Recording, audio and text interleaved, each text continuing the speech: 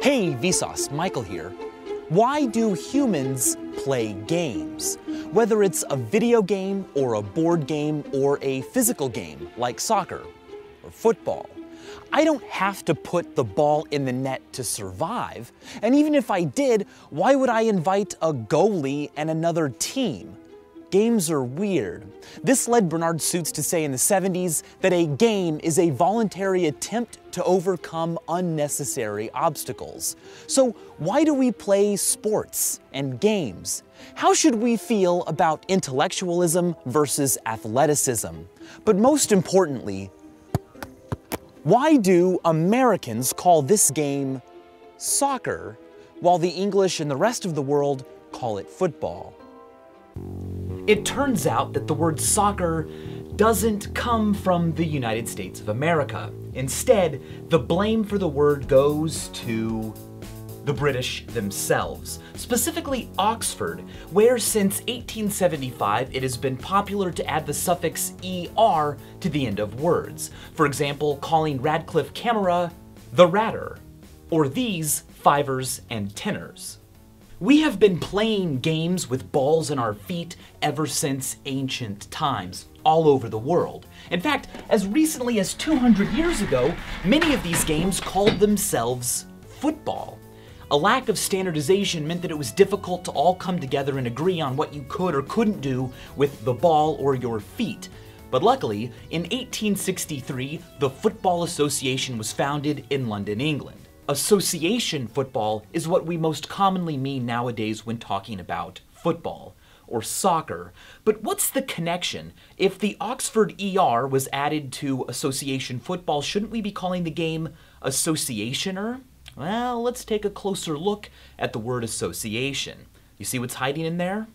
There she is, soccer. But we're getting ahead of ourselves because soccer, football, is just one type of game. Ultimately, what is a game? Well, one of my favorite ways of defining game comes from computer game designer Chris Crawford. Let's begin with a book. This is a great book. It's really fun, it's entertaining, but it's not a game. TV shows and movies are also not games because fundamentally they aren't interactive. But as soon as something is both fun and interactive, well, now we've got ourselves a plaything. There are two types of playthings, according to Crawford. If you can play with the object and it's fun, but there's no goal or objective associated with it, it's a toy. If, however, there is an objective, something you're supposed to accomplish, well, now you're talking about a challenge. But there are two different types of challenges. If the challenge involves no other people or other agents, it's just you, for instance, playing alone with a Rubik's Cube, you've got yourself a puzzle. If, however, there are other people involved, well, now we've got ourselves a conflict. In a conflict like a foot race, you aren't allowed to interfere with the other participants. This is what Crawford calls a competition. If, however, you are allowed to interact with and interfere with the other players and they can do the same to you, well, in that case, we are talking about a full-fledged game. So a game is interactive, goal-oriented, and involves other agents, for instance, other people who can interfere with and influence each other. Which means, technically speaking, that life is a game. I mean, real life, my life, your life, easily fit many definitions of game. And in life, there are games that we tend to call sports. Now, competency at sports can divide humanity into two groups: jocks, who are good at sports, and nerds, who aren't. Jocks are literally named after the jockstrap, which keeps your genitals supported while being athletic. But jocks are cool, right? They're fit, attractive, they get invited to all the cool parties where in high school they can do dangerous, cool things like get drunk. And who are you if you don't get drunk? Well, what's the word drunk backwards? You are a nerd. But that's not the origin of the word nerd. There's much debate about where the word comes from, but what we do know is that it emerged as a slang term for lame or square in Detroit in the early 1950s. The first known use of the word in print came from Dr. Seuss himself. And fundamentally, it may come from the word nut, which meant a crazy person, and was later altered to nerd, and finally, nerd. It exists today as a word for unathletic people largely because it was popularized through its frequent use on the US TV show Happy Days. Whether you spend your time on athletic pursuits or intellectual pursuits, or both, games in some form are a part of your life. So, why do we play games? Humans and many other animals play. Perhaps play originated as a way of physically preparing our bodies for life's real challenges later on.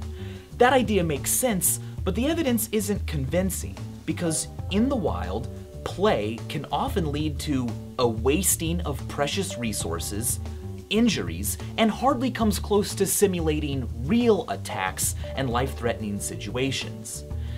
The New York Times wrote a great article about this conundrum, pointing out that physically preparing the body may be less of a priority for play. Instead, the point of play might be preparing the brain. Play is good for the brain, especially during formative juvenile years, when most of us have an instinctive urge to goof around, play, and pretend anyway. Young rats, confined to cages with adult rats who refused to play with them, grew up with smaller, less developed brains. This has led to the hypothesis that games play a role in the development of certain brain structures, especially the cerebellum when we are young. But to be clear, the evidence does not show that play is vital for the development of these regions. Other methods like exercises or teaching may have a similar effect. They might not be as fun, but this is known as equifinality. So there's debate as to just how vital play and games really are. Well, let's take a look at the rewards that games give us. In the first half of the 20th century, Abraham Maslow constructed a hierarchy of human needs. The concept is popular in developmental psychology as a way of thinking about human growth and what motivates us to do things or to not do things. In general, until the needs of a lower tier are fulfilled, an individual can't move on to fulfilling higher ones. For instance, achieving confidence or satisfying the desire to learn and explore aren't important to a person in fear for their life and safety. Play might be motivated by higher needs. Animals play, but as we've seen in nature, not the ones who are stressed or starving. The thing is, lower needs tend to be pretty clear-cut. If I'm hungry and I eat what I need, I'm done. It's not that complicated. But as creatures and brains and cultures become more complicated, so do their needs and the behaviors required to fulfill them. This brings us back to the fact that life itself fits Chris Crawford's definition of a game. Arguably, life is the largest and most complicated game on Earth. But playing your life isn't usually as easy as simply remembering to eat and drink and breathe. In life, knowing what the correct next move isn't always easy. Feedback is rarely immediate. I don't know if the choices I made were the best, most perfect choices for me until way after I've made them, if even then. Is this person or city or career right for me?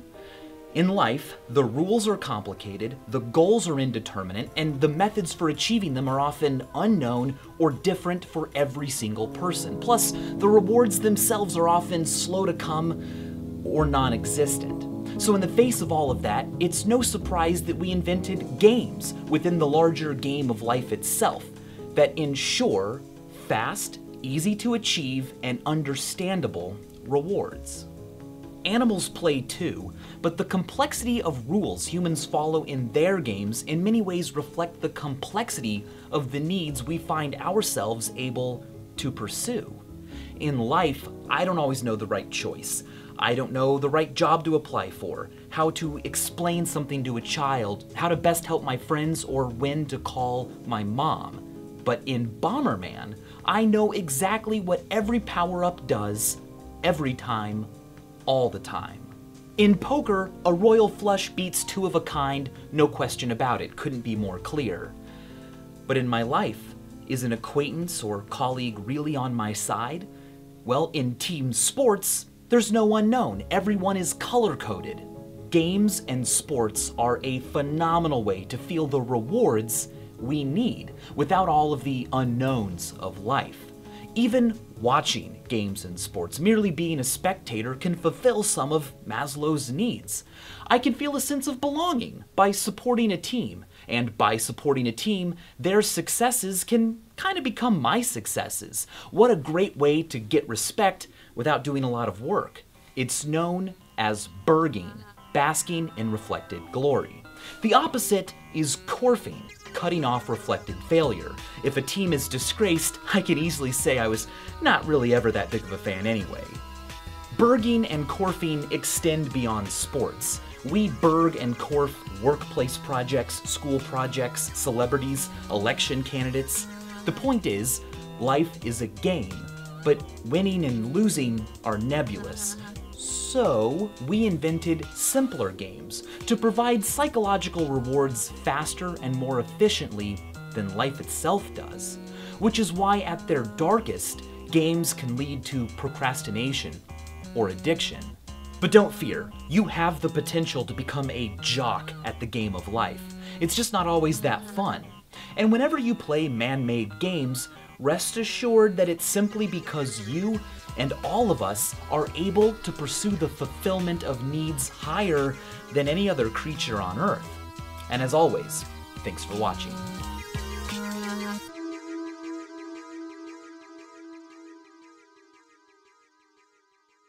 Oh, and if you want some soccer science, why not check out my video with Copa90, where we investigate whether or not it's possible to kick a football with so much spin that it not only curves, but boomerangs back to the kicker. Okay, bye.